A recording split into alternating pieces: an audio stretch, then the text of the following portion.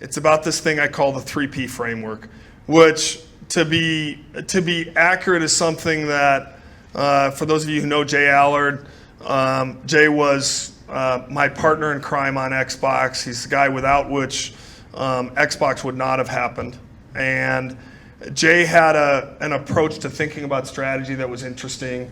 We worked on that over the time we were there together. From that came a bunch of thinking that I've now kind of crystallized into this 3P framework. And basically, what it says is if you want to build a strategy, you have to be able to say in 3 pages what the purpose of your business in this case is, the 5 principles, up to 5 principles under which you're going to operate as an organization and as a group, and up to 5 priorities.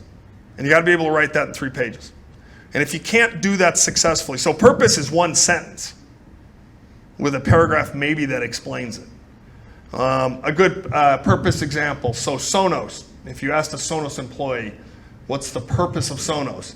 They would tell you some permutation of all the world's music in every room in your house.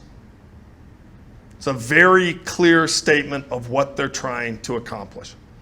And interestingly, almost every employee there could tell you some permutation of that statement. That's what they're about. At Microsoft, it would have been, in the early days, a computer on every desk and in every home running Microsoft software. And part of the problem for the company happened around 2000 when that wasn't a driving mission anymore. Yeah. And so what was the purpose of Microsoft? In fact, it had multiple purposes because it was actually, in some ways, multiple businesses.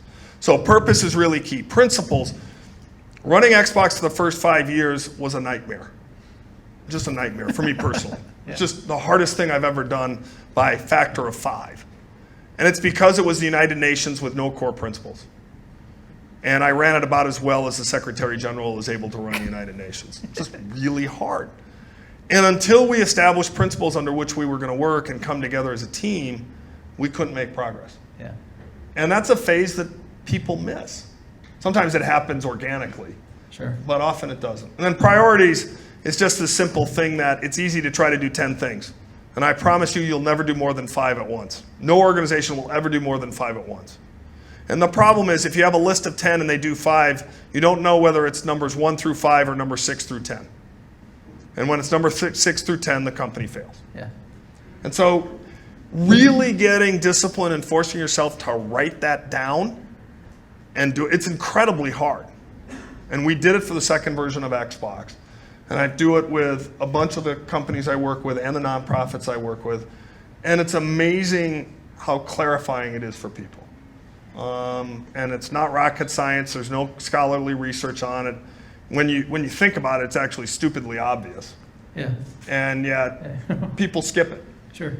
You have an idea and suddenly you're writing code. Yeah, and which is normally the case. Which is normally the case. And suddenly you get 6 months in and you realize you've written the wrong code. Holy shit, this doesn't work. This doesn't work. Yeah.